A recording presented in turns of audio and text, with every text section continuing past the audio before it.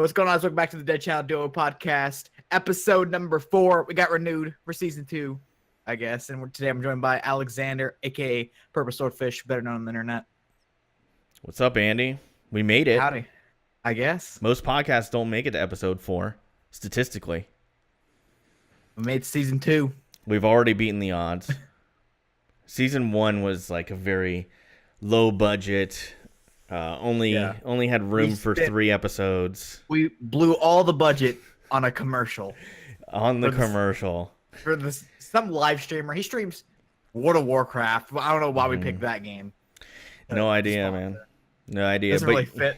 It works. Hey, you know what? I will say this. I can tell you right now, as a frequent World of Warcraft player, there is no better game to play while you're consuming content on YouTube. Like, I cannot tell you how many of your videos, how many podcasts, how many, like, anything on YouTube or podcasts in general that I've listened to, watched while playing World of Warcraft.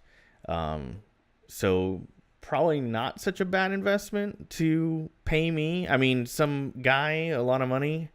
To run those ads. And then we did both upload the ad to our personal channels. Yeah, I got 96 views, 4 likes, and 4 dislikes. I saw that today. I think it's the most disliked video on my channel. You know, it is an interesting idea, though. Hashtag ad. But it is funny, though, because I guarantee you a lot of those people were disliking out of anger, like, I want rebuilds, I want Madden. You haven't posted in a month. Yeah. And that was an update video, an actual video that hasn't happened in like 3 months, and I get this. God, that update video feels so far gone, man. Like, when you did the update video, it was the first of, I think, 3 or 4 fan appreciation weekends for Madden Ultimate Team. I know Weekend League was still going on back then. I uploaded 2 videos. I forgot about my one Madden video I made. That's true. Nowhere. That's true. The update video, though, I want to say that was June-ish. It was May. Okay. Because I was going to say... The video was May 19th. The Madden video that was completely random was June 2nd. Yeah, I remember watching the update video, and Ashley came in the middle of me watching it. And she's like, oh, it's an ATH video. And I was explaining to her what your channel was going through. It was a pretty good conversation. Yeah. And then at the end, she was like, Andy should just do whatever he wants. I'm like, yeah, that's pretty much. Yeah, I've heard that from a lot of people. But, I mean, that's the, you know, as a low-level content creator, that's the thing I would tell people that are starting a channel. 2 things that I would tell somebody who's thinking about starting a channel. 1, start now. Don't wait. It's the worst thing you can do. I regret not starting sooner. I think I talked about this last week. But, like, start your channel. Just start putting stuff out as soon as you can. You know, don't do the, well, I'll wait until I get better lighting. Or I'll wait until I figure this out. Or, like, just jump in, dude. I mean, like, you're going to make mistakes. You both did the same thing, which, like, I found random. You talked about stream. Is we bought our Elgatos and then just sat on it. Yeah. For like months until we actually made a video. Yeah. And then the third thing I would tell people is after you start, after you find your niche, after you find content that you're happy to create, because that's a big thing. You want to be happy creating it. Don't be afraid to ask.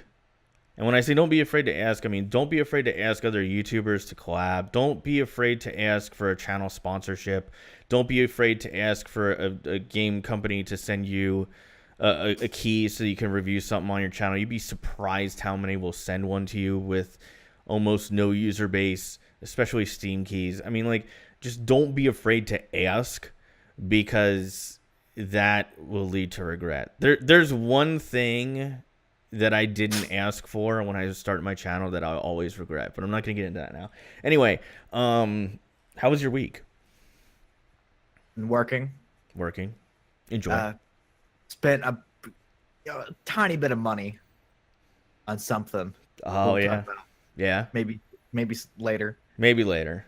What have you been playing? I've been playing, nothing this past week. But today I started playing the NHL 19 beta. So I guess I'll go with that. Thoughts on that so far? Haven't played it that much. There's a mode I want to try in there. It's 1v1v1, and there's no like pins or rules, and it's pretty interesting. It's like outdoors and stuff. There's like a mountain in the background, but I enjoy NHL. It's pretty fun. Getting ready to play that and some EA. What is it called? EASHL or something like that. EASHL, EA Sports Yeah. Hockey League. Yeah. Yeah, that's it. Yeah. Getting ready to play a bit of that, but the beta ends August 1st, so I may only be able to play that for like a day with my friends. You know, it was apparently very popular. EA servers were completely down at one point yesterday. Me and my friend, every year when the NHL beta comes out, we play it. We don't play it when the game comes out. No, that would be stupid. Yeah, exactly. Only the beta. I think last year, somebody, a good friend of mine, Memelo, if he's out there, hey, what's up, Memelo? You're awesome. He sent me a beta key for NHL, and I played it for like a week, and then I ended up not buying the game, even though it was actually a really good beta. I played the beta. Yeah. I was really impressed with it. They have amazing betas. I think the biggest issue for me with NHL, and I don't know if you feel the same way, but like when Madden comes out, it kind of takes over everything. Like, I don't feel like I would have time to play it, so I don't buy it. And then usually by the time that I'm thinking about buying it, most of my friends have already moved on, if that makes sense. Like, sports games are weird. Like, Madden really tries, and I know NBA 2K really tries. MLB has certainly tried in the last 2 years to become like 24/7, 365 type games that you can. There's always content. There's always something to keep you going. Yeah. But even then, it still feels very seasonal. EA did something smart with it, though, that I noticed, is they made it, the beta came out, and then ends the day Madden EA Access comes out. Ooh. So, like, if you play, like, all the games, it'll end, and then Madden comes out, and you play Madden. So it keeps you playing EA games. That seems very strategic, and I like it. Yeah. That's very smart on their part. Like, it ends August 1st, and then August 2nd is when Madden 19 comes out on EA Access. Yeah. Looking forward to that. That's just next down the road. Thursday, but it'll come out next Wednesday. It happens every year. It comes out like 10 hours early every year. Yeah. Looking forward to it. It'll be pretty cool. Well, so let's get into first topic. So what do we got, Andy? I'll let you lead off. I guess we'll go into the plethora of user submitted questions we got this week. I got a lot of those. I appreciate it. Shout out to everyone that submitted the questions. And let's hop into let's go with this one from The Reasons I'm Broke podcast, coming back with another question. Shout out to them. Links in the description. Check them out. He says, do you consider video games to be sports? If so, should they be in the Olympics in the future? So I feel like this is something we'll agree on because we're both sports guys. We're both video game guys. But I think I don't know. I could be wrong on this. Me personally, I don't think they would ever be in the Olympics. I can't see that. That seems like that just seems like so far. Baseball is just now in the Olympics again. Yeah, baseball just made its return. Okay, so here's like the immediate thing that caught my attention with this question. I thought to myself, American style football is not in the Olympics. Yeah. With good reason, because it's not an international game. So, but I feel like American style football is more of a sport than games. Now, I understand a lot of people would say, well, Alex, you're always talking about eSports. Yeah. And that has named sports in it. But I think that's just totally different. Like, the thing with the Olympics is it's every single thing in the Olympics is some type of physical sport. Chess to some varying degree. Olympics. Chess is in the Olympics? Yep. Chess is an Olympic sport. Oh, man, there goes my argument there. Shut down instantly. I just, I got to be honest with you. I don't really consider chess to be a sport. I consider chess to be a skill. If that makes sense. It might not to everybody, but I think it's a competitive skill. You know, just like trivia is you can use trivia as a competitive skill. I don't think you'll ever see pop culture trivia in the Olympics. So like, while we do call it eSports, I understand why we do that, and I understand that I'm saying this as Overwatch is currently having a tournament on ESPN. Yeah. I don't consider video games a sport, even though I highly, highly respect the skill that goes into esports. So I just can't see it. I mean, using the definition of the word, it says using physical exertion, which, unless, like, I have a little, like, asterisk on there, because it has potential to be a sport if VR blows up and there's, like, a competitive VR video game. See, at that point, I just don't... See, here's the problem, too, with, like, what you were mentioning. You'd have to find something where it had a true one-to-one user input. It's very difficult to build into it's well into the future. It's not them. Yeah, it's really difficult to build a true one-to-one user interface if you talk to anybody in the game development community. Yeah. I mean, I don't really care what people call it sports. I get like also chess is considered a sport and like stuff like that. But they're definitely not athletes. I don't like when people call them athletes because they're not. They're the exact opposite of an athlete. Yeah. Fun story for you. I used to be on a competitive math team when I was in junior high. And they used to call it when we would go to the competitions. Because the competitions were like citywide, right? So each school would build a team.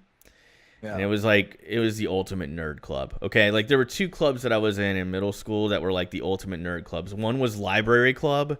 The second one was it was called math counts, but it was basically math club.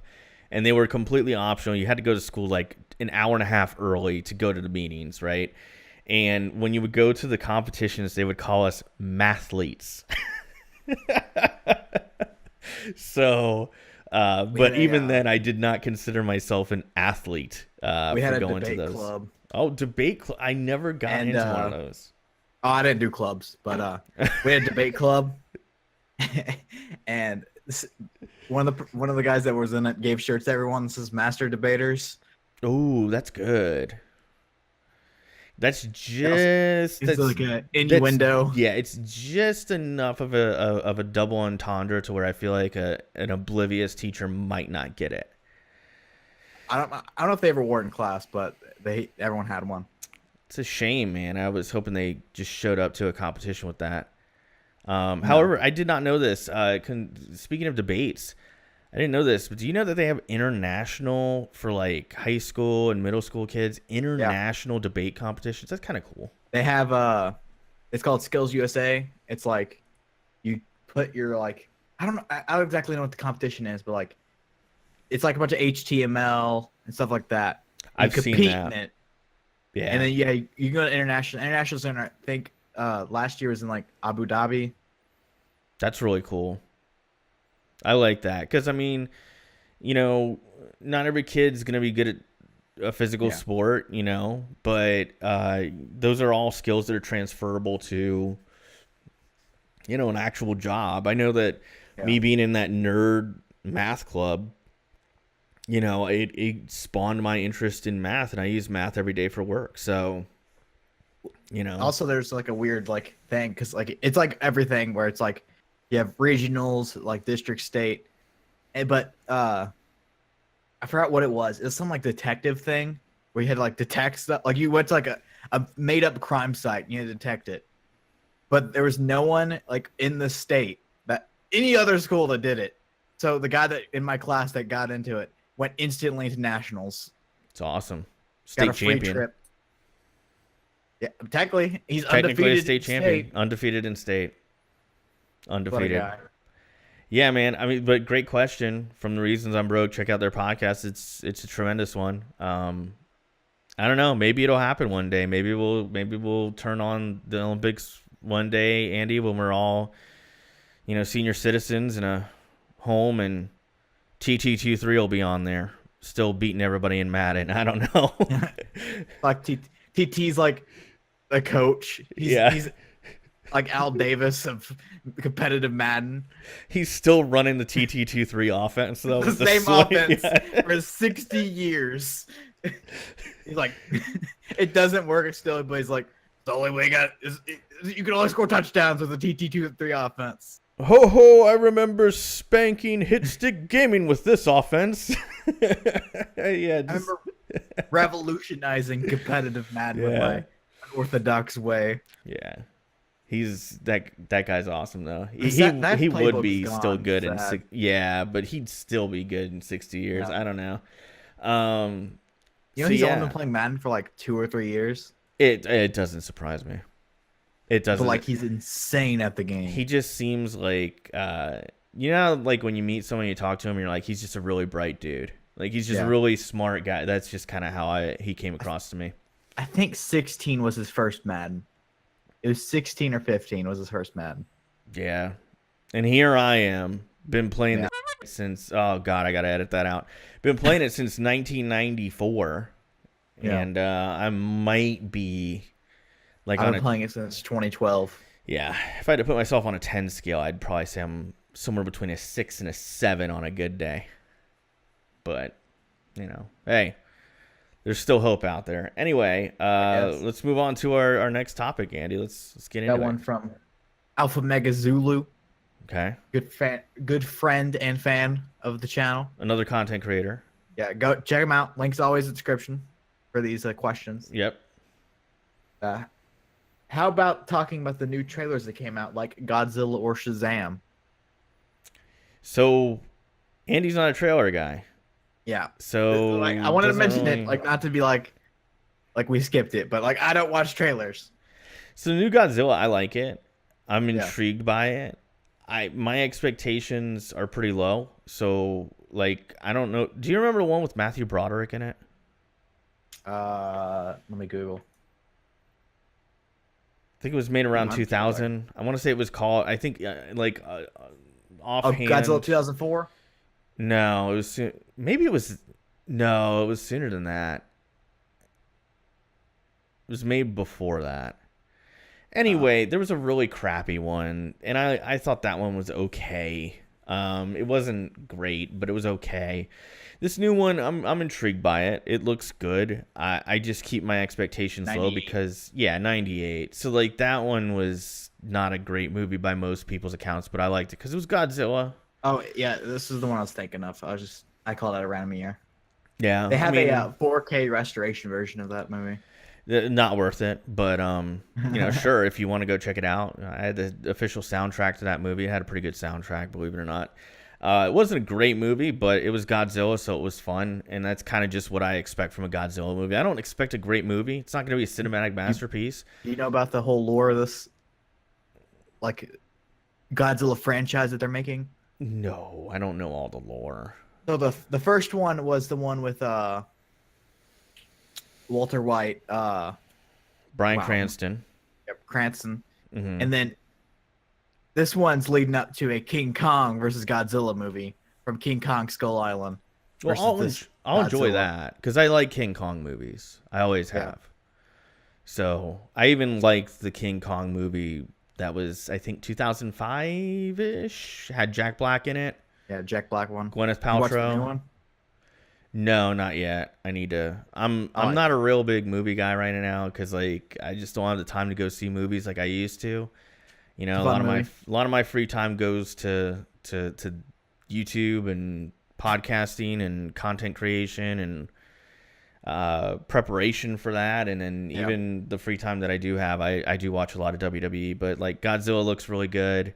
Shazam, I like where they're going with it. I know there was a lot of people saying it's not serious enough, and then there's people saying, well, that's what we wanted, and it's more true to the character. I like where they're going with it, but I don't know a whole lot about the Shazam character to begin with. What I do know is pretty limited, and it seems like what they're trying to do is create something that's very true to the comic book character. And I mean, with the costume, it seems like that's what they're aiming for. Like they're looking to be authentic to the comic book, which I think is kind of cool. I think you can never go wrong trying to be true to the original source material. Yeah. So, I mean, I'll watch it. Like superhero movies, I'll always give them a shot, whether it's MCU or DC. So I'll watch it. And there's the Aquaman trailer. Did you watch that? Looks good. Looks real good. There's someone on Twitter that got kind of exposed being like, it like blew up on Twitter. They're like, I can't believe that the poster literally has a picture you can find on Google of a stock image. And someone quote tweeted is like, well, that's what stock images are. And that tweet blew up. I mean, that is kind of the point, right? Yeah. That's literally why stock images are taken. I mean, I like what they're doing, though, because, like, you know, they're modernizing Aquaman. Aquaman, you know, it's kind of like Batman in the 60s, the late 60s. Like, it was a little bit too campy. And in the 90s, the late 80s, the early 90s, the Tim Burton movies kind of brought a little bit more seriousness back to the Batman franchise. Yeah. Batman the Animated Series definitely brought some seriousness back to the franchise. Yeah, so, you know, like, I feel with Aquaman, they couldn't necessarily go with the Aquaman from 20 years ago or the cartoons, but they did a good job. I think Jason Momoa is a great casting for the role. I think he'll be really good. I liked him in Game of Thrones, by the way. Ever watched Frontier? No. That's a good show he's in. He's the main character. It's like during the fur trade in the 1700s, and he's like a half Indian, half white dude that's getting hunted by the redcoats. Pretty good show. I'll have to check it out. I really I think it's on Netflix. They may have taken it off, but I was really sad. It was really sad when his character ran its course in Game of Thrones. Yeah. It was like, yeah, great show, by the way. Got into that and binge watched the entire catalog up to the new season that's yet to release in like a month. Still haven't watched it. Got way into it. It's pretty good, man. It's pretty good. It's like the greatest TV show of all time, allegedly. It's a pretty tough one to say. Next I mean, to Breaking Bad. It's tough to see. I don't know if I would say that. I love Breaking Bad, but I don't know if I would say that. What's your best? If I had to pick one TV show, yeah, greatest of all time. If you were stuck on an island, you could only watch one TV show ever again. What are you watching? So I realize mine is not going to be. Mine's not going to be really the one that most people consider the greatest TV. I would say Frasier. Frasier's a show that I can always watch. It had a really long run, really long and really successful run. I think right now it's what I would consider to be a little bit underrated. They're actually talking about rebooting it right now. It's not why I say that show, but Frasier was Frasier's always a favorite of mine. Like as it's been in syndication, I think right now you can only really catch it on the Hallmark Channel, but I think it's on Netflix. It is on Netflix, and I do believe it's also on Hulu. But if it's on Hulu, then it's on Amazon Prime because they like have like the same priorities. But yeah, that would be my pick. What would your pick be? I don't know. I'll just off the top of my head, I'll go with the show that I've rewatched plenty of times and enjoyed every single time I watch it. I'd go with It's Always Sunny in Philadelphia. That's a show I've seen through like 11. Like go back to you like playing World of Warcraft and watching YouTube. I could play Madden, have It's Always Sunny on. I've watched through it like 12, 13 times. It's a great show. Yeah, it's one that I need to go through and watch. It's very I've heard it's good. I've heard it's funny. Little politically incorrect, which I like. It's a lot of dark humor. See, but I like stuff like that. I love stuff like that. Like one of my favorite 90s shows that was a comedy show was Mr. Show with Bob and David. Yeah. Bob Odenkirk and David Cross in it. Like, Yeah. I don't think they could ever have a show like that. Well, then again, this was on HBO, so maybe HBO would run something like that again. But like, it was very politically incorrect. It didn't really care who it offended. It was just all about humor. Like, it made Yeah. fun of everybody. You know, it was like old stand up. You know how like old stand up, you watch it and you're like, they're making fun of everybody. So it's like everybody's gonna get offended. So you might as well just laugh. But yeah, Mr. Show was kind of that way where you're like, it's kind of dark humor at times where you're like, oh my God. But I like stuff like that. The very first episode of It's Always Sunny in Philadelphia, I always forget, is the gang gets racist and it covers racism. I mean, The pilot episode, they're talking about racism. I don't know. I guess I'm that weird old school person where I feel like anything could be. I mean, I love it. It's made fun of. Like, I think racism at its base is funny. Yeah. Like, everything should be made fun of. Yeah, I mean, the thought that someone would dislike you over something as stupid and uncontrollable as the color of your skin is kind of a stupidly funny notion. So there's plenty of humor to be extracted from it, I think. I did see one trailer, though, going back to that, on accident on Twitter. Okay. It's called Mid-90s. It's a show, I think, acted and... I don't know if it's acted, but it's directed by Jonah Hill. I like where this is going already. From what I saw, it's about like a kid that gets into like skateboarding. He's like all rebellious. Oh yeah. He's like a 12-year-old kid that like joins like a skate gang. Yeah, that looked good. And it's directed and I think also produced by Jonah Hill. I like that because I think Jonah Hill is hilarious. He's been like crazy recently. I mean, yeah. I don't know. I think he's a funny guy. The description of the movie is, in the 1990s Los Angeles, 13-year-old Stevie spends his summer navigating between the troubled home life and a new group of friends that he meets at a skate shop. Directed and wrote the screenplay and produced by Jonah Hill. That might be one to look out for. I feel like it's going to kind of fly under the radar until it comes out. Comes out October 19th. Well, yeah, man. We got a lot out of that trailer question, didn't we? Yeah. I mean, there is also one more trailer. What's that? That's kind of big. The Glass trailer. You watched that? No, I haven't watched it. The final to a trilogy. Trilogy. The Unbreakable and Split. That's the first two. See, I don't know anything about those. Unbreakable with Bruce Willis, and then Split with what's the actor's name? I'm blanking everything tonight. Yeah, it doesn't matter. Well, I haven't seen it, but I did see the other ones that we talked about. So I feel like I did okay. I think I got 3 out of 4 there. So I got 0 out of 4. So because I don't watch trailers. What's our next topic? All right, I think we got one more user question, right? 2. We got a lot of user submissions. Oh my goodness. I go with my question that I put in there as a joke, but Alex wanted to talk about it, is why does ATH not stream anymore? He needs a new PC. Okay, let's move on to the next user question. There we go. Normally I would take more time for that. You know, I'd milk it for more time. What about a new PC though? There might be some works. Coming soon. TBD.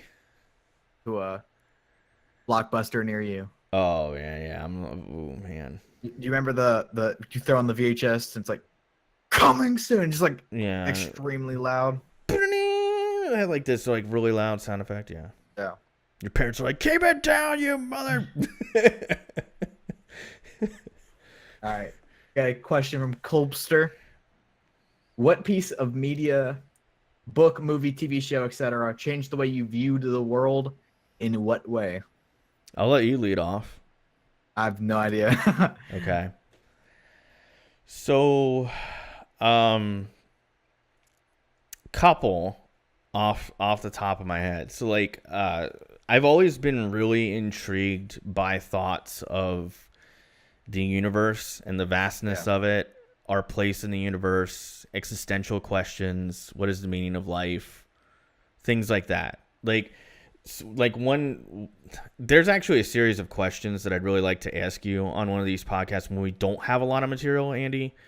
But like Right one question I really like to ask people is like, what keeps you up at night? Like what are those things that you think about at night that keep you from falling asleep? One of mine is like purpose. Like I think as humans we always struggle with things like origin, destiny, and purpose. Like those are three things that we always think I struggle can with. answer that question pretty fast. Okay, what are those answers? Nothing. Okay. See, I used to unlike be like you, that when I was like 12. but okay, well now you're like okay, but my But thing like I'm not is like I've made up my mind mhm. and I'm just sticking to it. See, but I just refuse to believe that there isn't something more. I'm not trying to make this like a theological type thing or saying there's anything to do with deities or whatever you want to call it, religion. But like I think a lot about like the world, our place in it as a species, humanity, the planet, things like that. And like I think there's so many people who don't really have an idea of the scope of the universe, of the galaxy, of the planet, of society even. Like they kind of live in their own bubble.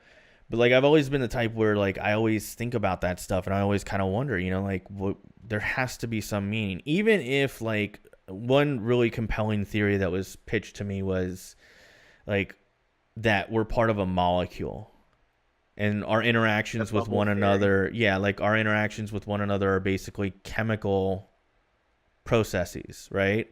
That like we interpret as our lives because it's just a perspective.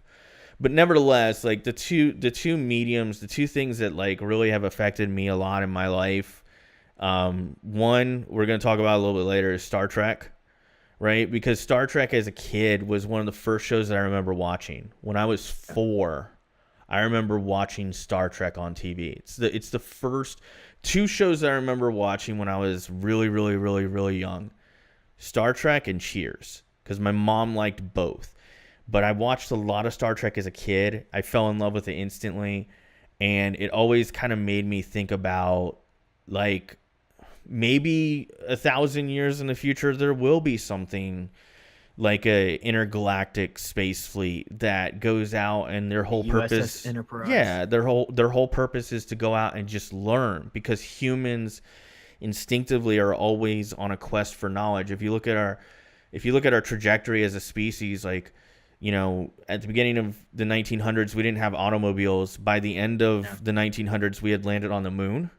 Industrial revolution. So, like, in 100 years, this quest for knowledge fueled us to these big, substantial jumps as a species. So, Star Trek, as a kid, always made me think about what lies beyond. Like, what can humanity accomplish in the future? And then... I would also say Mass Effect as a video game. I know that sounds stupid and people might laugh at that, but the reason I say that is I think to me, Mass Effect is the greatest trilogy of video games of all time, period. No, I'm talking about the original 3 Mass Effects. Andromeda I consider to be like a separate series, like an offshoot. Yeah. Not because it's a bad game, but just because... The original 3 told this very good existential story about humanity, other civilizations, our purpose within it, the purpose of existence, if you will, right? And I think that it all came to the original ending, not the one that the fans requested and they gave into, they acquiesced. Like the original ending was actually beautiful in a way, where it's like you can't have it all. Like you can't eat your cake and have it too. Right, you have to. Yeah, that Portal's an awesome game. If you haven't played Portal, you owe it to yourself to go back and play it. It's just amazing to play through once. But the Mass Effect trilogy, again, it was kind of like Star Trek, where it really got me thinking about things. You know, existential matters, and because that's something that's always weighed heavily on me as a person. Like sometimes it makes me sad, right? Yeah. Like thinking about purpose and destiny and not knowing any of that, right? Like we're really in essence guessing in a way, unless you're like Andy and you have it all figured out. I mean, I don't think I figured it out. It's more or less I like know. I know what you mean. it's really irrelevant to think about it though. You know, that's actually a really interesting and sound philosophy. Like, we'll never really know. More than likely, we'll probably never know. So it Like may sci- just be a waste of time. I have like a small thing in my head that like I always think about, or I don't always, but like it comes up. You can't technically prove anything with science. There's always you can only prove something to be like 99% possible. You can't 100% prove something. I mean, that's what's so great about, like, as somebody who's a believer in a God, right? Yeah. I do have, and I really do mean this, I have the highest level of respect for science, because what I think is beautiful about science is it's always improving itself by kind of proving itself wrong, if that makes sense. Like we used to think this, like we used to think we knew all the elements, and then we found new ones, and then like we used to think we knew the way gravity worked perfectly, and then like Einstein and some other great minds came along and changed the way we look at things. Like, science is always improving upon itself by proving false things incorrect and confirming things that it thinks are true. It's, in a weird way, science, like when people talk about, like, I remember when I was a kid, people were like, science is kind of like a religion. I'm like, honestly, you could say it's the greatest religion, because you can prove stuff with peer review. Like, it's amazing. Like, I love science. Don't get me wrong. But speaking of science, proving things wrong, and the question, I have somewhat of an answer. The show Cosmos. Ever watched that with Neil deGrasse Tyson? That's a great answer, Andy. Because I don't know, I was thinking about it when we were talking about space and stuff. Love that show. It's the thing. I don't know. Kind of puts you in perspective. Is if you mapped out the entire universe into like a 1-year calendar, toward January 1st at midnight was the Big Bang, if you believe in that, and then like December 31st. Like the last second of midnight is now. Everything that has ever happened that we know of as humans happened in the last 7 seconds of that day. Yeah.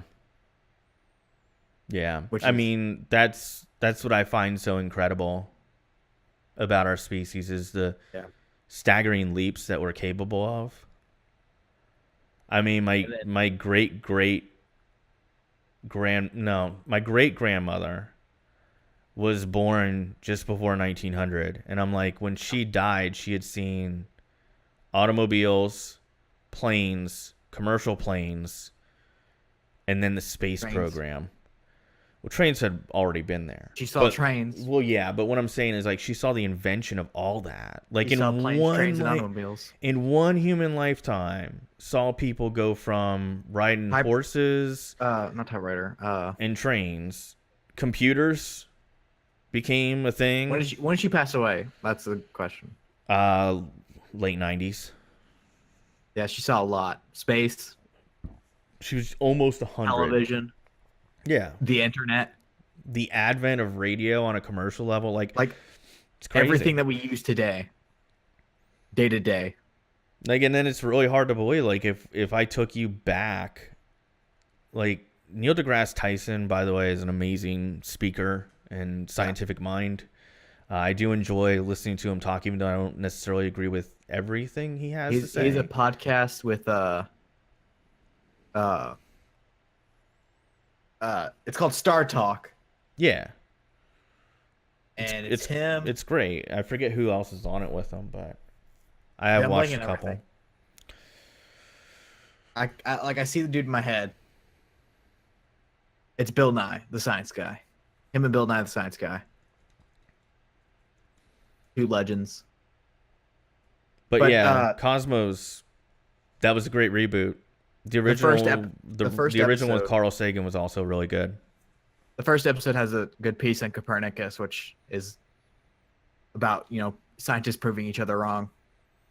Yeah, I mean, it's crazy to think, like, 300 years ago, the leading scientific minds were on the right track, but wrong about a lot of things, And then to take it a step further, there's a lot of things that we think are correct now that might be disproven in the future or might change, you know. And I mean, there's stuff disproven all the time. have you ever seen Andy, have you ever seen like a picture or a painting of like Carl Sagan and just kind of wondered like, who is that guy? Just no, I've never. I know what he looks like. Like maybe like in the background of a certain streamer's, you know, like... All right. I didn't know where you're going with that, but all right. Okay, whatever, dude. Is that your dad? Yeah. Come on, Richard. So anyway, every time I think of Carl Sagan, I think of that now. Anyway, so your answer is Cosmos. That's a great answer, though, Andy. Yeah. I was afraid you were gonna be like keeping up the Kardashians. They are geniuses. Are you a Chloe guy, or are you a Courtney guy, or are you like Kim? Or I gotta I don't respect even know. Kylie, Oh, really? Yeah. the youngest self-made, almost billionaire. Uh-huh. Self-made, huh? She made her own company. Uh-huh. Like she did. She made a cosmetics company that made $400 million in the first year. You know, I think somebody on Twitter put it best when they say some people are born on third base and think they hit a triple. But anyway, that shows you about how much I respect the. I think she was born on home plate. Yeah, and thought she hit a home run. Anyway, yeah, man. So great question from Colbster. Thanks for all the. Got a lot of listener questions this week. Took us pretty far into this. Keep them coming. What's our yeah, keep them coming. What's our next topic, Andy? Before we get into sports, I guess we'll go with the poll. We haven't posted yet, but we'll post at some point. It'll be up we'll probably put it up the day we publish the podcast, right? I'll probably throw it up tomorrow. Or Okay. now. But, Star Trek versus Star Wars. Which one's your favorite? I mean, you're the ones who lived through them. Well, gotta throw that age joke in there, don't you? But I don't know. This one's hard for me because I love Star Wars. It's hard for me too. Because I grew up watching them like every weekend. Me and my brother would watch all of them on VHS. And I want to go with Star Wars at the same time. Star Trek: The Next Generation is one of the greatest TV shows of all time. You could put that as the greatest TV show of all time. You know, I'd have to put it up there for me. I'm a little bit biased. You know, I talked earlier on that was one of the first TV shows I remember watching. Yeah. I'm actually in the process of watching all of them with my wife right now. Is it her first time watching through? So she had watched a lot of them with her uncle. Her uncle was a very, very big Star Trek fan. So Ashley's a few years younger than I am. So she was about the right age to watch it, you know, when it was like in syndication and like towards the very tail end of its run as a new show. But nevertheless, I mean, like we're going through and rewatching the whole thing and I'm loving it. I've always been more of a Star Trek guy just because I kind of like it's more diplomacy. It's more, I feel like it's smarter entertainment. I hate to beat, like, I really don't mean it as in if you like Star Wars, you're dumber. I don't mean that, but I'm just saying there's more intellectual discussion on Star Trek, things that touch on subjects like existentialism, religion, the way it relates to society, the idea that they have a prime directive where they don't interfere with societies that are not as advanced as they are. That's a whole discussion in and of itself. So, like, you know, as a kid, I watched Next Generation. I went back. I did find the originals. I've watched every single Star Trek movie, and I've loved all of them. I'm not the type where I'll tell you, oh, the even number ones are great and the odd number ones are bad. I don't like that rule. I think it's ridiculous. My favorite movie is out of all of them is Search for Spock. I don't know why I really like that one. Wrath of Khan's definitely a good one. But yeah, I like Star Trek has always been a big thing. Deep Space Nine, Voyager, didn't watch them in full, but I did really like them, and I do need to get caught up on the new one that's on TV now. Star Wars, I like it. but I didn't see it until much later in my life. I didn't watch the first Star Wars movie like all the way through until I was in middle school.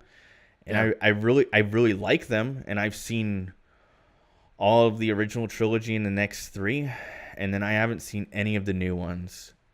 And I guess I'm not really just that much of a fan of it. It just doesn't, I don't know, it just doesn't resonate with me as much. I get that it's good, it's entertaining. I haven't watched one and not liked it, but it's just I don't get into it like.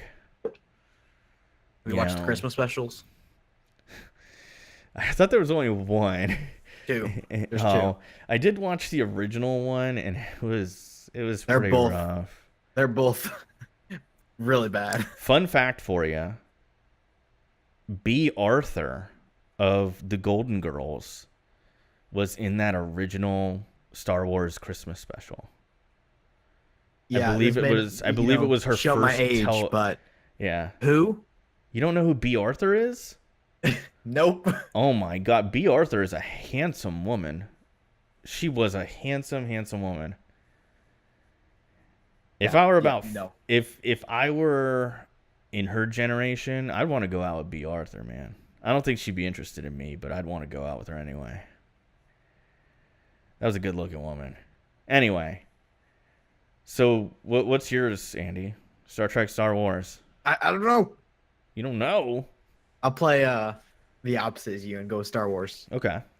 Just because it's my childhood show and I started watching. I like, to be fair though, I've only seen The Next Generation. I've seen a couple of the newer movies. I've never seen the originals or the original TV show or any other TV show besides Next Generation. I've seen all the Star Wars movies, most of the Clone Wars. I own some of the books. So, I guess I go Star Wars. They're both great series, you know? Yeah. And I think that, honestly, Star Wars probably has better movies, and I would say Star Trek is better as a TV show than a movie. That probably sounds weird, but, like, I love the Next Generation movies, and I think they're very good. Yeah. But the TV show, to me, was always more enjoyable. You can, like, take an episode from The Next Generation and release it as a movie. Like, each episode is, like, its own movie. Some of them. There's quite a few. Yeah. Like, there's quite a few that are kind of filler-ish. Like, it had to have been tough because those seasons go on quite a bit. Like, I believe they were doing, like, 25 episodes a season. So, because that's how TV shows used to be. TV shows used to be, like, 26 weeks on, 26 weeks off. Yeah. But nowadays they're like, you know, Rick and Morty, where there's 10 episodes in a season and you're like, wait, what? Then you have to wait 3 years to get. See, as a huge Rick and Morty fan, come on, man.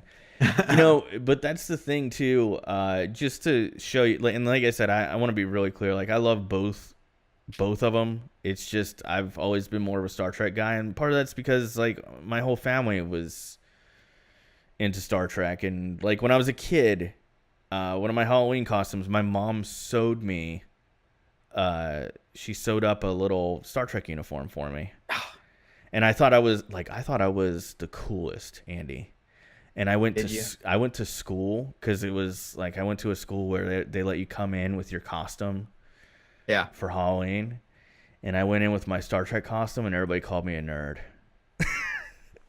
I was like, When you said like your mom said you have a costume, in my head I was like, Klingon costume. I might have been, no, it was like a little like red Starfleet officer uniform. It was like the Next Generation style, and I mean it was good, man. Like it was Picard, it was Kirk. It was like it looked more like Picard's. Now, which one do you want to? Who do you like better? See, I've always liked Picard better because I feel like he's a more learned and balanced and intellectual person, which, if you know me personally, I mean, like I kind of, I like to take that approach. I like to try and take a more educated approach towards things. Kirk is very brash and like gonna do what I want to do. Very, You should read the Runs a little rough shot over people sometimes, like you should read especially. the Jean-Luc biography. You know, when you told me that was a thing, I kind of wanted to read it anyway. But I always loved the way Picard interacts with his crew and even his enemies. It's always from like a position of strength, but also a very balanced and calculated and intellectual approach, and I enjoy that. But Kirk does have those moments that are just great. You know, the other captain I really liked, Captain Janeway. Captain Janeway was a badass. I liked her. But which one are you, Kirk or Picard? Well, shoot, you've never even watched. I've seen the new movies, so. Well, see, I don't really. Yeah, okay. I'm not gonna get into that. I wrote a couple things that I wrote down during Star Trek. One recently, the episode where Picard gets sick. Where he gets sick and he goes to his like old ship. He tries to destroy the USS Enterprise. Yeah, that's a good episode. It's a great episode. And then another one that I think this is probably my favorite episode. It's one where the room where like you can make it whatever. The holodeck. Yeah, the holodeck. When they're like, make the holodeck something that can defeat Data. Oh, that is a great episode. Oh, yeah, and then they can't figure out how to beat it. Yeah, that's a great episode. There's some really good ones. Like as I've been watching it again, every once in a while I'll be like, Ashley, really pay attention during this one because this is a really good one. Like there's some really good ones, and I'm currently like last couple episodes of season 4 right now. You're way past me. Yeah, we've been watching it pretty hardcore. Like that's kind of how I don't know if you're like this, Andy, but like as I've gotten older, the whole like I've really embraced the whole on-demand thing. So like when I was a kid, there was no way you could sit down and watch all of Star Trek. Like even even when it was like in season 5, maybe there were like tapes maybe that you could buy, but they had to have been very expensive. Like there was no way to go and just watch them all sequentially as easy as it is now, where you punch in a credit card number, you get a Netflix subscription, you could just watch them all. So like over the last year, I've watched so much stuff by binge watching it, and I feel like it's the most efficient way to watch stuff. So like I got completely caught up on Walking Dead in a month. Yeah. I got all the way through Breaking Bad. I had never seen but the first 3 episodes with some girl that I was dating at the time. Shout out to her if you're listening. I'm sure you are. But yeah, like Breaking Bad, I watched like the first 3 episodes, and then I watched all that in like a month. What else? Better Call Saul, watched first 2 seasons of that, like that. Star Trek, moving my way through that. Game of Thrones, got completely caught up with Game of Thrones. Game of Thrones in like in a month. Yeah. And I'm like, this is great, dude. Like it takes that to the extreme level where Stranger Things, I watched both seasons at midnight when they came out in one sitting the second they came out. The entire seasons, both of them. That's a great show, by the way. Did you like it? Yeah. Well, you watched it all, so of course, yeah. Season 1's way better than season 2. Like season 2's not that good. But I liked it. I mean, it's not bad. Like, it's not bad, but it's not like, oh my god, this is Breaking Bad level TV. The end when she got to go to the dance, I was like, oh. I mean, I shed a tear. I was like, I got like a look. Oh, are you gonna? No. Are you gonna cry? I just did that. Andy, are you? It's okay, man. I mean, we're not gonna judge you. But speaking of like going back in time where you couldn't watch things like that. Yeah. Did the Twilight Zone marathons on New Year's happen back then? So I don't know, man. Maybe. I do know this. I remember. Oh God, this is gonna date me. I remember when the Sci-Fi Channel launched. Yeah. There was a time when there was cable TV when I was a kid was kind of still in its, I guess you'd call it kind of its infancy. Yeah. Like there was what people called basic cable. So there were like 30, 35 channels, but there certainly weren't like the 200 that there are now. Yeah. And I remember in the 90s, it was like, every couple years they'd bring out some new channels, and sci-fi. I remember when sci-fi launched, they did like I just seem to remember it was a sequential 24/7 marathon of Twilight Zone. Yeah. And that's how I watched a lot of Twilight Zone as a kid. Love that show. But I hate sci-fi now. Those. Sorry. You gotta admit that. Well, going back to that question from Colbster. Yeah. Twilight Zone, the episode called Third Rock from the Sun. Yeah. That's a great episode. Which one is that one again? It's where like the entire episode is like makes you feel like it's the 60s, and then there's like the spaceship, and it's like during the Cold War, nuke's about to go off, and this family's like, we got to get out of here. We got to sneak onto the spaceship and go off. The whole episode is them trying to like get past the boss, sneak onto the spaceship, and go away. And then by the end of the episode, they're flying, and they're like, they call this planet that we're going to Earth, and it shows it, and it's like a UFO.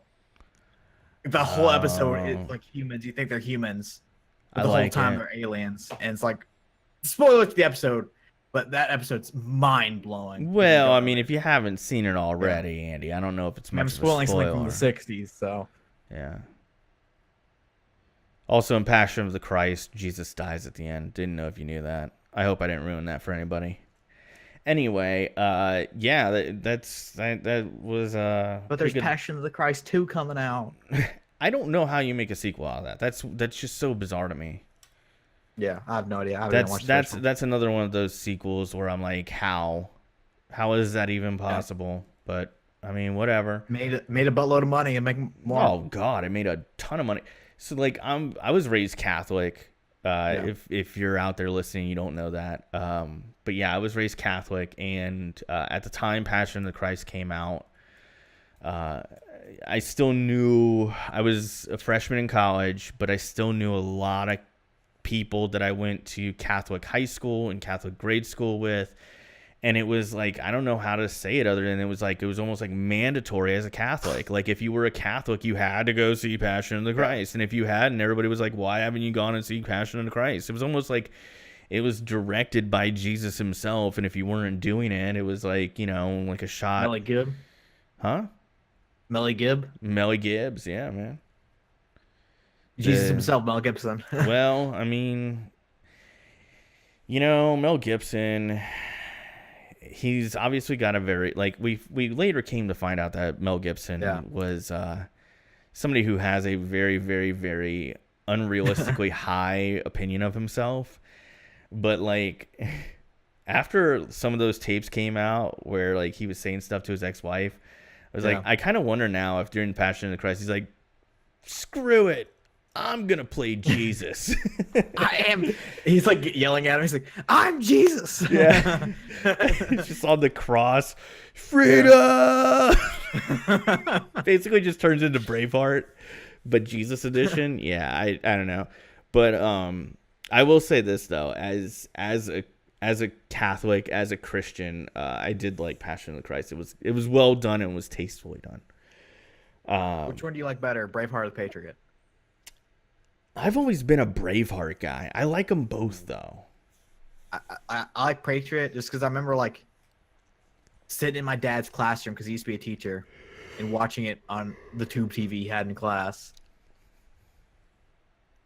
Braveheart to me, like, just the both perfect, very historically inaccurate. Oh, absolutely. I was just about to say, like, the perfect nonfiction story that basically got turned into a fictional story of sorts. There's a lot of that, though. I mean, there's just an unbelievable, like, one thing that really fascinated me about maybe 5 or 6 years ago, I found out about this, like all the Disney movies that are based on fairy tales, things like Snow White, Cinderella, Little Mermaid. Like, go read the original Little Mermaid. I will not ruin it for you. Dark as hell, bro. The worst one I'll let you. I'll feed you some stats and you can kind of guess. The second most sold book ever. I mean, that's the only stat I know. But Pinocchio, the original Pinocchio. Well, that's number 2. This is the second most sold book ever. Really? Behind the Bible. Because I knew the Bible is like number 1 by far and probably always will be. Yeah. And Well, not always, but the original Pinocchio. I mean, I'll spoil it because no one's gonna read it. Because no one's gonna read it. You just called our whole listener base of 2 illiterate. But I'm saying this because you're not even gonna find the original copy. It would be hard to find because just like the Mass Effect ending, people were so mad. It was a popular book, but people are so mad at the ending they had to remake the book because the original ending was like Pinocchio goes off from his dad. I'm trying to keep this fast. And there's like a fox and a cat, and the fox and the cat convince him. He has 10 coins or 10 gold coins. He's supposed to go out there and buy books for his schooling. Fox and the cat convince him, hey, if you plant the coins in the special area, it'll grow a money tree and you'll have more coins. But then he goes to that tree to go plant it, and the cat and the fox find him and then hang him and murder him. But the way they hanged him is they put the rope around him and then pulled him up, so it didn't snap his neck, so he had to suffocate. And then since he's made of wood, he like lives for like a long time suffocating, and he thinks about how like all his mistakes. That's the ending of the original Pinocchio. Wow, man. Which is really dark. Like I was originally gonna say, because you were saying that it was so dark that they changed it. Yeah. Yeah, I was originally gonna say like, I hate when that happens. Because the things like Great Expectations. Have you ever read Great Expectations? No. Okay. So first off, phenomenal book. I think everybody should read it at least once. But famously, the original ending was considered like not enough of a happy ending. Yeah. So the publisher was like, you gotta change it. And in current versions of the book, both are there. So like you can like you get all the way to the end, and then it's like, well, here's the original ending, and then here's the add-on. And I found whenever that happens, Mass Effect's a good example. Great Expectations is another good example. There's other books that I'd have to sit down and think, but I know there's a couple other ones. Like the original is always like, it's art, people. Yeah. Like, don't mess with people's art. Like, there's a vision that, like, especially an author writing a book. Like, let's just say it's 100 pages, right? So, like, you're going to come in the last 10 pages and tell them to change the ending. The whole 90 pages they wrote before that was leading up to it. Like, they knew what the ending was going to be. I don't know. It's just kind of my pet peeve. But, yeah, those stories are dark, bro. A lot of people didn't really like... Do you ever watch or hear about the movie Hereditary? No. Well, great horror movie. Best of this, like, decade, maybe past 2. In my opinion.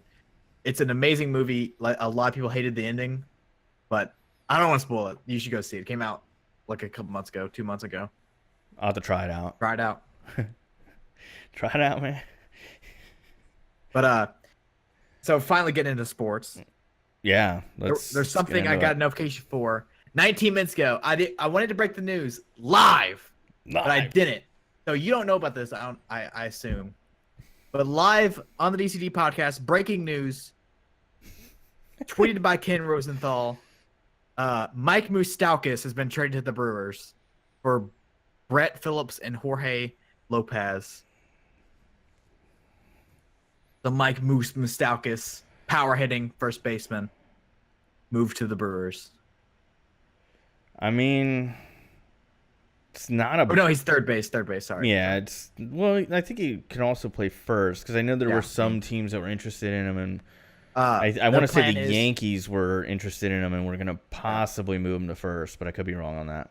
Their plan at the top of my head, I'm pretty sure, is what the rumors are, is they're going to play him at third, and then move Travis Shaw, their starting third baseman, to play second base because their second baseman's hurt for the rest of the year. I mean, that's cool, I guess, but... I think it's a good trade.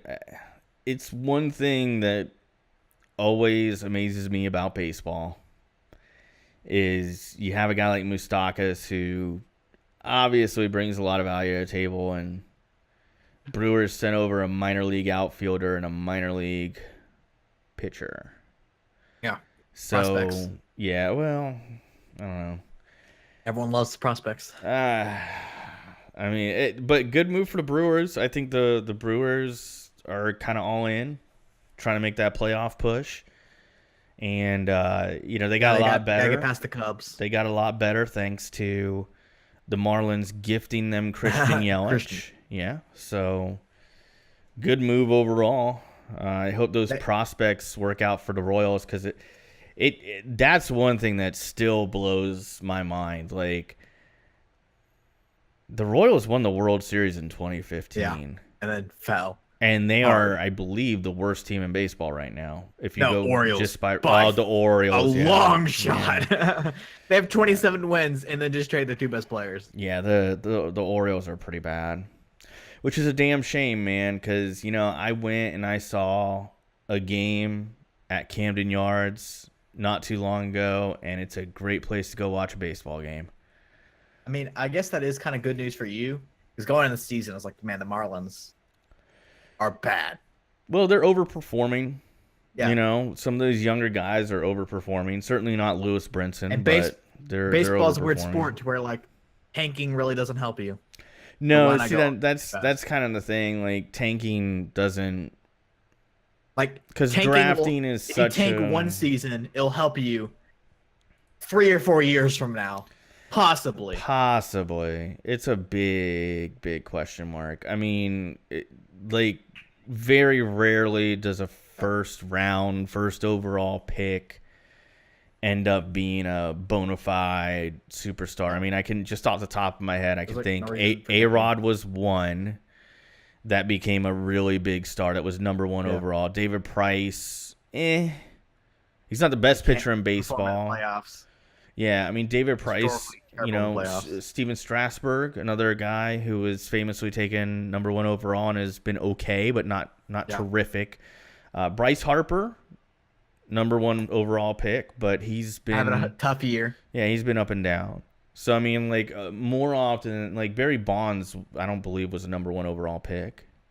Most people would consider him to be the best baseball player of all time. That's me. I mean, it's a fair argument. I saw a statistic that was like, I don't know exact who it was, but if you took all of his home runs and made them strikeouts, he would still have a better on-base percentage than A-Rod and multiple Hall of Fame players. Yeah, I mean, Barry Bonds, really, truly was. Just roids or not, just the fear he struck into the pitcher. No, I mean, He was so dangerous one time. Bases loaded. It was the Giants versus Brewers, I think. Bases loaded, bottom of the ninth. Brewers are up by, I think, two or three runs. And they were so scared of Barry Bonds, they walked him to give up a run. And it worked. They won. But still, he's the only player ever that would strike fear in the pitcher that much. Yeah, I mean, I truly feel Bonds is probably the best hitter of all time. I think he left a lot to be desired with his play in the field. 6th overall pick. Yeah. So he's a high draft pick. Just goes to show, having a number one overall pick in Major League Baseball is not necessarily for every guy like Ken Griffey Jr. who was taken number one overall in the MLB draft, there's always a guy like Todd Van Poppel who got taken really high and just never turned into anything of any note. There's some solid pieces ahead of him, like Will Clark, first baseman from the Giants. Yeah, got picked ahead of him. Barry Larkin was picked ahead of him, but they're not Barry Bonds. Exactly, and I mean, I just it's pretty. Like I said, it's pretty crazy when you look at it.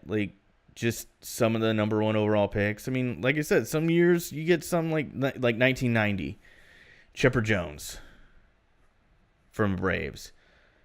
That's a rock solid pick. Yeah, but and same draft as Barry Bonds, second round, 36 overall, Randy Johnson. Wow. Randy Johnson had a little bit of a slow start to his career, though.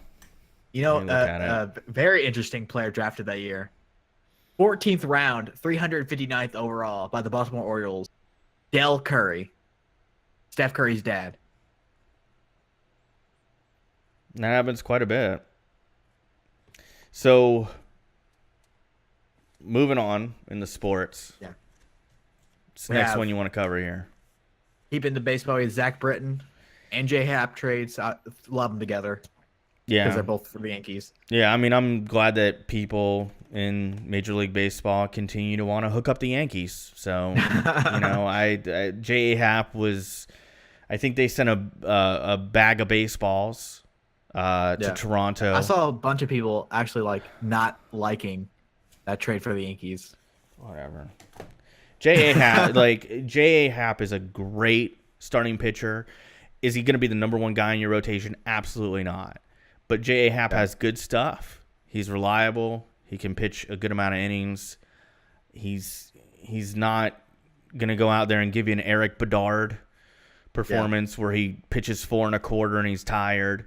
You know, he's a good 4 1/4, 4 1/3. You know, he's a great middle of the rotation, or even like if he's your 4th or 5th starting pitcher, that's great. Plus, J.A. Happ has historically pitched very well against your favorite team, the Boston Red Sox. Zach Britton. Yeah. So, I mean, I think they're great moves for the Yankees, but my thing is, like, why does everybody hook up the Yankees so much? Especially the Marlins.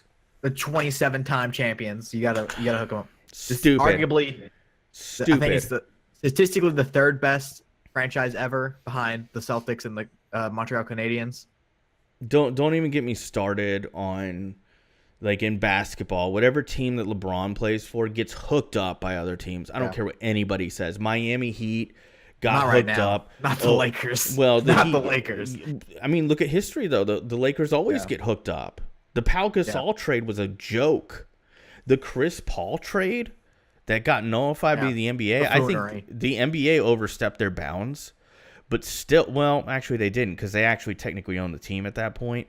Yeah. But my thing is this, like the Lakers always get hooked up. And I hate that these major market teams, like the Yankees, like the Lakers, all that, they get friggin' hooked up. I refuse to believe there isn't more to that, but it's a really angry Marlins fan giving that rant, so take it for what you will. Anyway, I'll say about those trades, though. They're scared of the Red Sox. 72 wins. Mookie Betts hit a walk-off home run earlier tonight. Because if you're the Yankees or you're the Red Sox right now, what are you trying to avoid? Each other. You're trying to avoid getting a wild card spot. That's a dangerous place to be. The Red Sox are 5 games ahead right now. The Yankees and the Red Sox played 10 times the rest of the season, I believe, and 7 of them are at Fenway. So the Yankees are trying to power up that pitching. I want to say that they made the trade specifically for the Red Sox, but when you're trying to get past the most powerful offense, it's a 2-team race, though. Yeah, you know. So the next team, the Rays, it's Red Sox. And the Yankees are 5 games behind them. The Rays are 18.5 games behind them. Yeah, the Rays are not competitive right now. The Orioles are 41.5 games behind the Red Sox. Like, if the Rays thought the attendance at the Trop was bad to begin with. Like, so first off, real quick side tangent here. I live in the Central Florida area, as most of you guys know that follow the podcast. And the Rays are currently trying to work out a deal with the local cities / counties to build a new stadium for baseball. It's going to be an indoor-outdoor stadium. So it's going to be a combo. Pretty new? No, not even close. Yeah, it was built in like the early 90s, late 80s. I mean, it's kind of new. No, it's not. Compared to Fenway and Wrigley? No. Have you ever been to the Trop? No. Oh my God. I would love to take you to the Trop. I mean, it is the one it doesn't even feel like it was built for baseball. it's a cool place to see a game, but it's also a weird place to see a game. I don't know how else to describe it. I like it. The staff that they have there is as nice as can be, and it's a good environment to go see a baseball game. Hospitality. Yeah, I'm a big believer in that. And, that's definitely evident there. And there's also a lot of really cool places to hang out before and after the game, like bars. But the Trop is not a great place for baseball. And it's also very old. And it looks very old. And it looks very dismal. It just kind of is what it is. But, yeah, they're in the process of trying to get a new stadium built. And look at what they're putting on the field. It's a joke. It's a joke. Anyway, let's move on to the next trade here. Cole Hamels trade to the Cubs. I like it. He's having a pretty rough year in the AL with the Rangers. Yeah, but change of scenery. He's 5-9, but Cubs, just like the Brewers we talked about, like with the Red Sox and Yankees, Brewers and the Cubs are in that same kind of race where they're trying to, both trying to get there. No one wants the wild card spot. I mean, historically, pitching in the NL is a little bit easier to do. The Brewers because there's no DH. A game and a half behind the Cubs. I think Cole Hamels will do well in Chicago. I think Cole Hamels will do well in Chicago. I think it was a good deal. But he's also not going to start in the playoffs. He's the bullpen guy in the playoffs. So, or they could throw you Darvish in the bullpen for the playoffs. They'll make it work. They have options. I mean, they have 5 solid starters. Options are good. Options are good. And then we have speaking of keep on baseball before we move on to a different sport. Speaking of the Rays and bad performance, and us talking about how the Orioles are so bad, the Rays lost to the Orioles yesterday 15-5. Yeah. So the worst team in baseball winning 15-5 without their best player. So they traded him.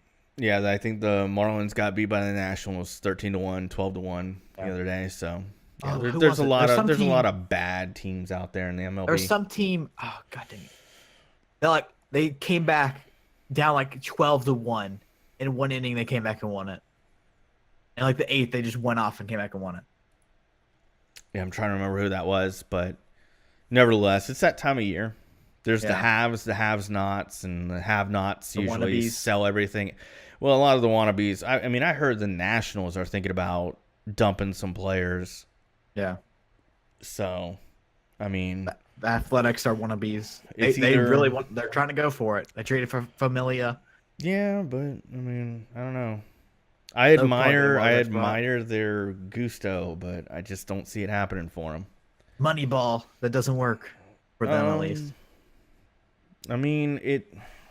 It's a mixed philosophy. It's like any other scouting philosophy. You have your good results, bad results.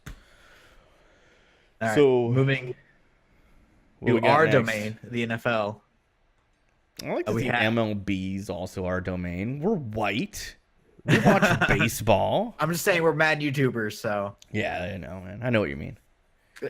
I was talking to someone at work, and they're like, it always happens where people are like, baseball's so boring. I'm like, no. I love it. I think it's a beautiful game. Playoff baseball is the most, playoff baseball and playoff hockey are the two most entertaining sports. Don't try to argue, because anything can happen, especially in hockey. Yeah. Playoff baseball is beautiful. Yeah, I love baseball. I think it's a great game. I think I really do believe it is America's pastime.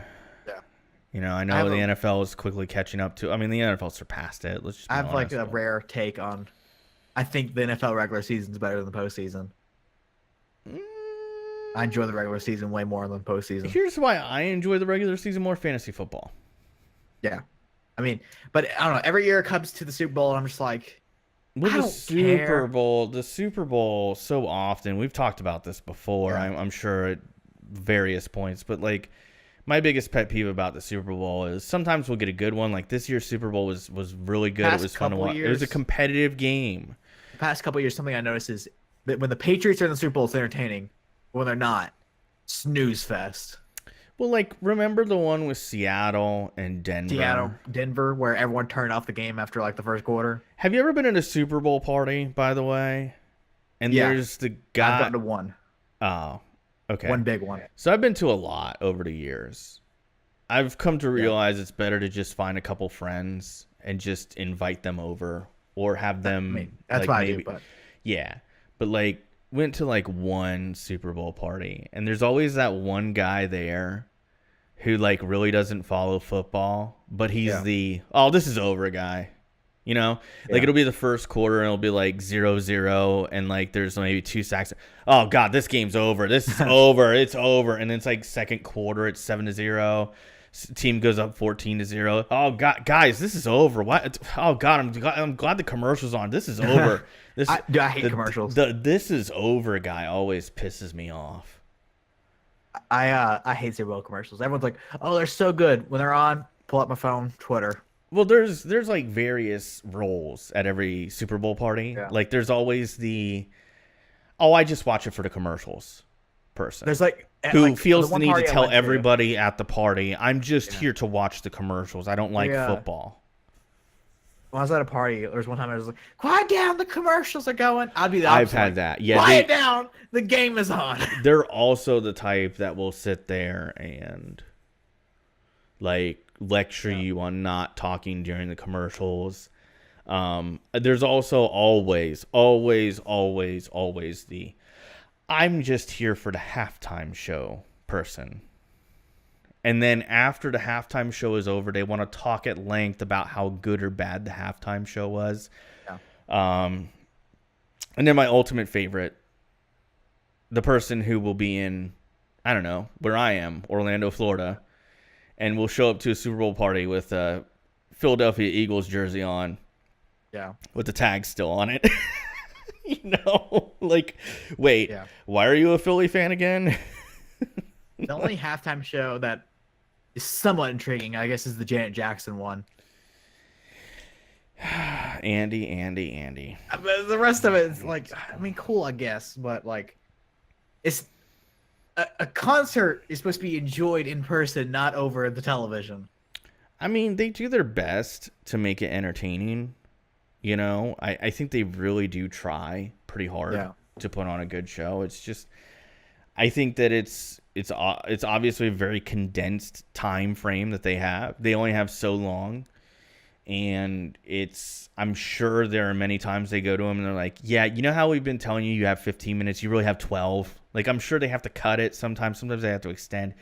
I couldn't imagine doing it. I think it's a tremendous accomplishment to do a halftime show and do okay. JT twice. Yeah, I think it's also a tremendous accomplishment if you can get through the national anthem and not screw up. You know, like, because didn't that happen not too recently? Like, there was somebody, maybe it wasn't at a Super Bowl, it was some other major sporting event where somebody literally forgot the words to the national anthem. I think they froze, like, in the moment. Yeah, and I was like, oh God, I feel for them, like, because I would be the guy. I would be like, wait, what? Like, it's scary. There was a Bruins playoff game recently where the mic cut out during the national anthem, and it was in Canada. I think it was in Toronto, but then the Toronto fans sung out the rest of the rest of it. God, the whole crowd sang out the rest of the song. Those Canadians, they're just too nice, aren't they? If it was Montreal, I doubt they would do it because the Habs hate the Bruins. Maybe, but you know, here's the thing, man. Like, I work with a lot of people that are from Canada, and I've met a lot of people from Canada. I have never met a person I didn't like from Canada. They're always really nice. Yeah, I used to have a teacher from Canada, and during the Winter Olympics, me and him would just watch hockey all day. Like, he'd like call me into his room from a class, be like, Mr. needs Andy in his class. We'd just go in there and watch hockey. Isn't it amazing how, like, a group of people, a society, can just agree, like, let's all just be nice and polite? Yeah, that's awesome. God, I wish Americans could do that. Anyway. Going back to the Super Bowl party, though. I love America, but come on. I think I've never told you is I became a 49er fan at a Super Bowl party. Really? 2012, Ravens versus 49ers. The only Super Bowl party I ever went to. I was in my best friend's household. I didn't really like football at the time. Wait, what? Yeah. I used to live in a different county that didn't have a high school football team. So I wasn't interested in football at all. So there was a time when young Andy didn't care about football. Yeah. There was a time when young Andy did care. I used to be heavily in sports, and then my father passed away. From like 7 to 12, couldn't care about sports. Huh. During that time, though, what's his name? Cardinals versus Rangers, Game 6 of the World Series, and David Freese hits a walk-off home run to take it to Game 7. I was invited to that game and said no. My brother went to that game. That's a great moment in baseball history, by the way. Yeah. Don't want to rub it in or anything. I was invited to that game and I declined it. But yeah, just like the passion in the room of that like family with the 49ers is why I became a fan. That makes sense. I mainly became a Bucks fan because I think I liked Vinny Testaverde. Yeah. And I was like really young, and everybody used to make fun of me because I liked the Bucks, and the Bucks were at that time very, very, very bad. But I stuck with them. My friend cried after the Super Bowl. Which Super Bowl? Ravens versus 49ers. Was he a 49ers fan? Still is. It's crazy because like I would cry too. He got me into the sport. And like now I'm a way bigger fan. Like I'll like find him. We used to be childhood best friends. So we don't want to talk to him anymore. You're like, we'll like talk to him like last time I saw him I was like, yeah, Reuben Foster, he's a beast. We drafted him. He's like, yeah. You can tell he's trying to talk, but like he doesn't really know what he's talking about. Oh, He's like, yeah, he's good. But like then he'll say something. Like I'll be watching highlights and stuff, but it's like nothing really, you know. But Reuben Foster's a beast. Love that dude. Mm-hmm. He's kind of innocent. Can't say anything wrong about him. How long do you think it lasts? What? I'm just gonna be completely real with you. I do not think that Reuben Foster is a good dude. I also think that he hangs out with people that are irresponsible. How long do you think it lasts before he? Because he's probably on his last chance. Like if he does one really stupid thing, he's probably gonna get released by the 49ers. He got caught with weed, but he took a test. He didn't fail a drug test. He also got caught with an illegal firearm, by the way. Yeah. I know I'm all pro Second Amendment, but I think that I feel like over the summer the 49ers become aware of this, and they're like probably gonna try to. He needs get him help. on the right path. He needs help. He's a young man. Which I would hate to. I don't want to say it's going to end up like this. Okay. I don't want it. I don't want it. Exactly. You know where I'm going with this. Alden Smith didn't do anything. Amazing player. He didn't do anything. He didn't kill anybody. Yeah. Okay. He didn't, rape somebody or destroy someone's house and burn it down, commit arson. Like he just did a bunch of stupid little stuff. Just really stupid stuff. Yeah, but it was nothing that killed anybody. It was just really dumb stuff. He yelled bomb in the airport.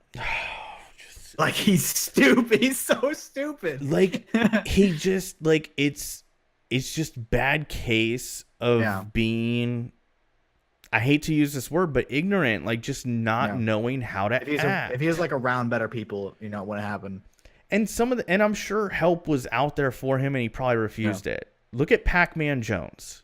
The Dallas Cowboys hired somebody to hang out with him 24/7 to make sure he stayed out of trouble, and he actually got in a fight with one of the people that was hired to be a 24/7.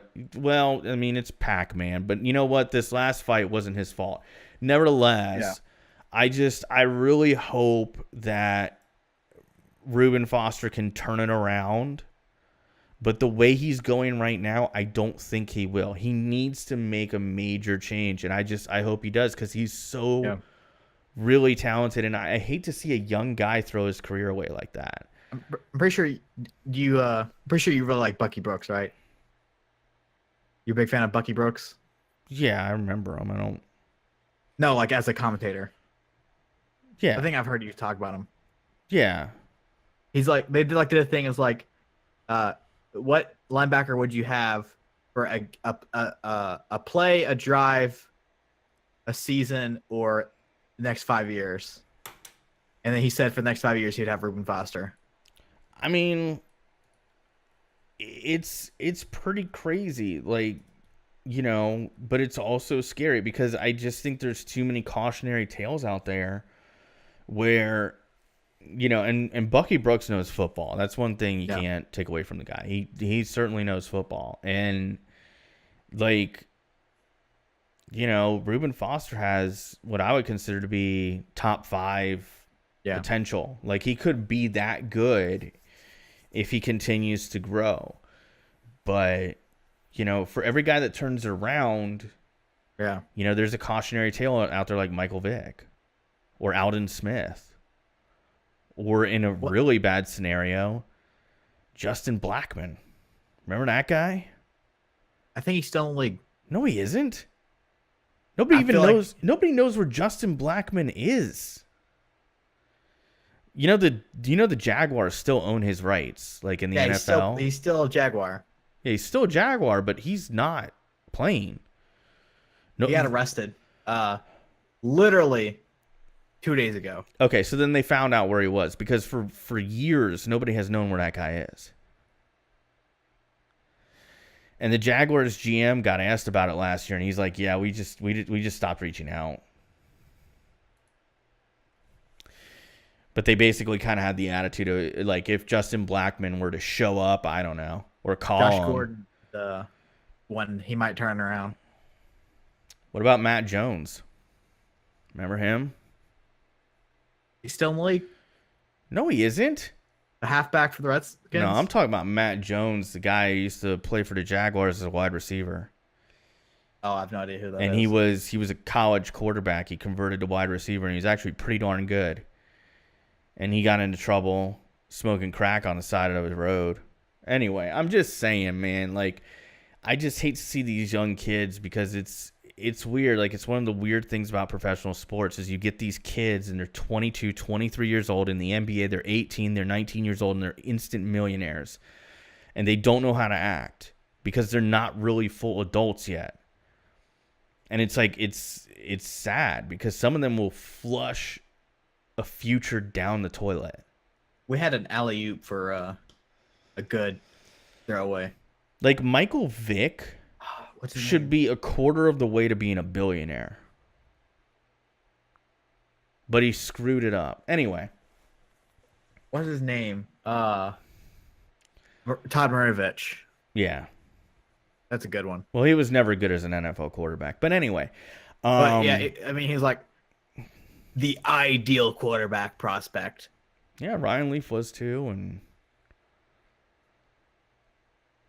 like Achilles Smith had all the tangible things. You know, I mean, moving on, we have Khalil Mack. I was gonna go to Dez Bryant, but let's go to Dez Bryant. What do you want to talk about Dez Bryant? Apparently, there's mutual interest between him and the Browns to sign a 1-year deal. Okay. They'll have Jarvis Landry, Dez Bryant, Corey Coleman, Josh Gordon as their wide receiver corps. Mm-hmm. I give that until week 6 before that implodes. Just going to say that right now. I feel like which part do you think implodes? So here's my thing. I think every locker room needs one guy who's a little crazy. Right? I mean, they got multiple, so I mean. Yeah, but you can have too much of it. Yeah. Too many cooks. Well, that's what my grandmother always used to say. And I got to tell you, Josh Gordon, little bit of a interesting guy. Little weed. Well, I mean, it's talented, mega talented, right? But little I bit mean, off, also your David Johnson take, technically, Oh, Josh yeah. Gordon, only one good season. True. So we actually don't know. We don't know. Gary Barnidge had one good season too with the Browns. Jarvis Landry, pretty eccentric guy, a little bit weird. Overrated. I would agree with that wholeheartedly. I think Jarvis Landry thinks he's a LA 10 and he's really more like a Kentucky 8. I feel like this is a better system for him though. He'd be Because he'd be crowned a queen of tater day though. the Queen Hater Day. Yeah. I don't know. Jarvis benefits from them being a lot of good, above average wide receivers. Take attention off him. I think Josh Gordon will have a good year. I think if they bring in Des Bryant, he would have a good year. But I don't Who think do you they'd have the year that do you they think were he's looking the 4 for. or the 3? I think there's a wait. What? Do you think Dez is the 4 or the 3 The 4 or the 3? What? wide receiver? See, that's where the problem lies. Because I feel like Jarvis is 1. Gordon is 1. Jarvis and Gordon flip flop at 1 and 2. Depends on how Gordon's seasons go.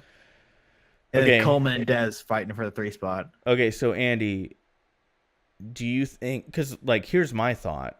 My thought is that all 3 of the guys that we're talking about would show up, and all think that they're number 1. But might happen. And they'll come out of the huddle for the first time, and all 3 of them will be standing on the outside, like, wait, what? I'm just I know I'm that's a hyperbole that I'm using right there, but seriously, that's the issue. Is Des Bryant has always considered himself a number 1 wide receiver, as has Josh Gordon, as has Jarvis Landry. I don't feel like wide receivers are notorious for being head cases. They always think they're open. Yeah. Good wide receivers should think they're always open, right? But wide receivers are the biggest prima donnas in football, generally speaking. And I just feel like you're getting 3 guys who it's just a matter of time before it explodes. And I would give it until about week 6. I just don't see that working out. I don't think that Des Bryant brings anything to the Browns that's going to win them any more games. I think that they would probably win the same amount of games, whether they add Des Bryant or not. I don't think they're an 0-16 team. I know a lot of people are doing that on Twitter. Currently, I would say the Browns 6-10. Yeah. 5-11-ish. Not a playoff team. If you add Des Bryant, I don't think it makes them 7-9 or 8-8. I just don't see. He does get a big bump. I actually no. He's not really that big, but Des it is had a hard time. a big body for them. He had a hard time getting 50-50 balls last year. Yeah. He had a hard time adapting to a new quarterback in Dak Prescott. And as good as Tyrod Taylor is at not turning the ball over, he is not renowned for his accuracy downfield. He's amazing at chucking it up down the field to Sammy Watkins. He's good at that.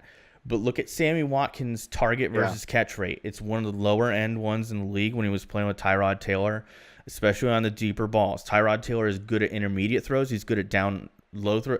I think him and Jarvis Landry are going to have a hell of a time together. Yeah. But I do think that Tyrod Taylor will have to improve on his downfield accuracy if he's going to utilize the Josh Gordons and potentially Des Bryants. And even Des Bryant last year did not look like the Des Bryant of 3 or 4 years ago. He looks like he's lost a step. Yeah. But some may say because of Dak, but some may say because of him. yeah, well,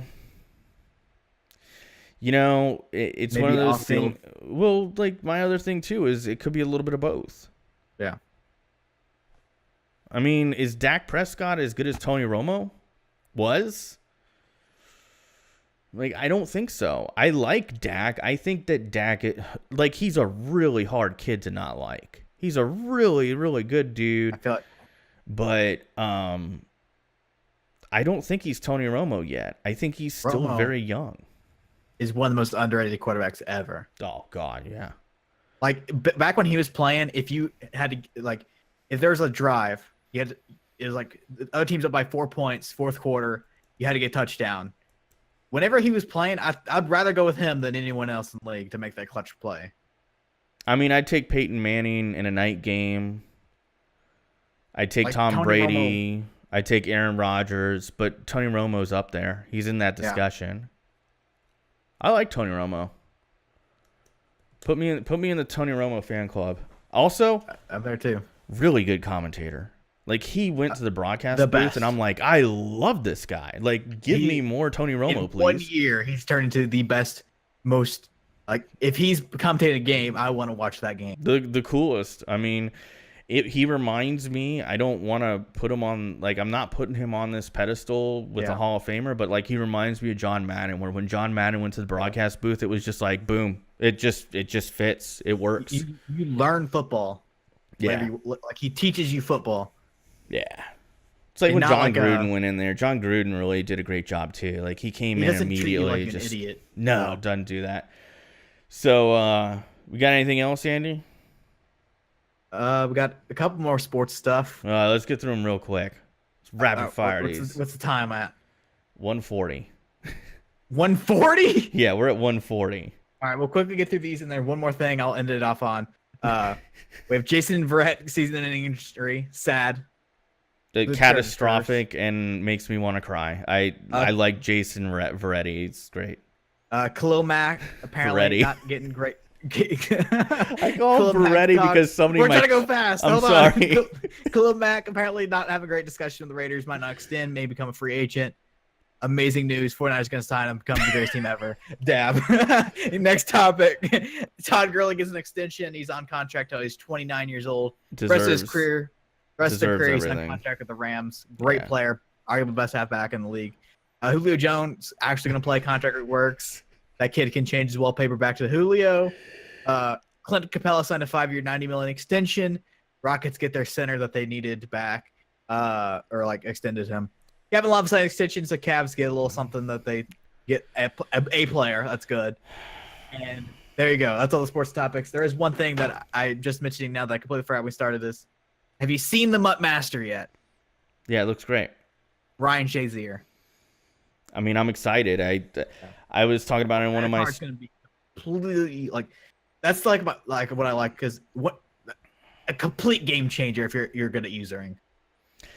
I agree with you, and here's the thing: like I was talking about it in my stream last night, and real quick, by the way, sorry for calling him Jason Verretti. I call him that because somebody in my chat, I had a Jason Verrett card at the beginning of Mutt last year. Yeah. And every time I would get an interception, they'd be like, Verretti the machete. I don't know why. It just so now I always say Verretti for whatever reason. But yeah, and by the way, I don't think Khalil Mack's going anywhere. I think that you're connecting dots that aren't there yet. But I don't know, maybe it happens. But yeah, man, that mark my words, all you podcast nerds. When he signs the 49ers, you're gonna go back. Episode 4, hour and 40 minutes, and he signed with the 49ers. Oh God, okay. Well, we'll see. Breaking news from Andy Holsey. He dropped a ATH bomb. Anyway, so like I love it because in the past, the last couple of years, the Mutt Master hasn't been in positions that you would consider like Sean Taylor. Huge. You can get free safeties pretty cheap, just about any year. Gronk's a weird one. Tight ends, you can get good tight ends again cheap, pretty much any year. But a user middle linebacker. His 90 speed. Oh, God, he's gonna be so good. Cause like I don't know, man. Like most people that play Mutt user a linebacker, and most people that user a linebacker usually take a middle linebacker. Yeah. Occasionally an outside linebacker, and I will say I love it because it's a card that when you get it, you're not gonna want to dump it on the market. You'll feel rewarded. You're not gonna, and you're gonna feel rewarded. And the other thing too. Is I do like that apparently you'll have to turn in 55 head-to-head tokens to get it as an NAT, but you could also turn in 110 and sell it. So like you get the choice. Like thank you EA for giving us a choice. Master? I feel like that's a season master. I heard that it was both. I feel like that the one you're talking about season master, which I can't think of who it is. Well, maybe I'm wrong. Because I feel like this is gonna be like Sean Taylor, where you can play a bunch of. I may be wrong too, where you can play a bunch of objectives and stuff. Well, I might have been just talking out of my. That is the thing, though. It is the season master where you turn it. If you get the NAT one, I'm pretty sure. It might be a high overall too. Well, nevertheless, I mean, I'd probably just take the one that's NAT. But yeah, I mean, great. One thing we did skip over. What's that? Trying to get the podcast done because we're getting really far. We never talked about your week. We skipped over it completely. I had a great week. I played a lot of World of Warcraft. You have a good, speaking content creation, your shirt. Oh yeah, I did the Sonic unboxing video. That did okay too. That was pretty good. Yeah, check it out. It was really good. think I did one other But, video, but yeah, just did some World of Warcraft and Far Cry. And next week, man, back on that Madden train. This is the first time we ever had too many topics. I know. It's You know? just gonna be a mega episode. We're That finally might a that might real be podcast. that might just be the real title of this one. The Yeah. mega episode premiere season 2. I don't know, whatever. But yeah, man. Anything else you have to add? No, dude. Let's wrap it up. We're at an hour and 45 minutes, man. All right, man. Okay, we're gonna see you next week, guys. And you know, as punishment for running long, next week's podcast will only be 15 minutes. So send those questions in, but make sure they're short. I mean, that'd be a good episode 5 Q&A. Yeah. do that? Well, we'll see. know. We'll Send see. in your questions. Yeah, We got a lot of them. send in your questions. We love them. So Comments, Twitter. Try it out yeah. See you guys next week. on the DCD Town Duo show. I don't remember how the outro went. We'll just go with it, Annie. That's good. All right. Bye, everybody. Cheers.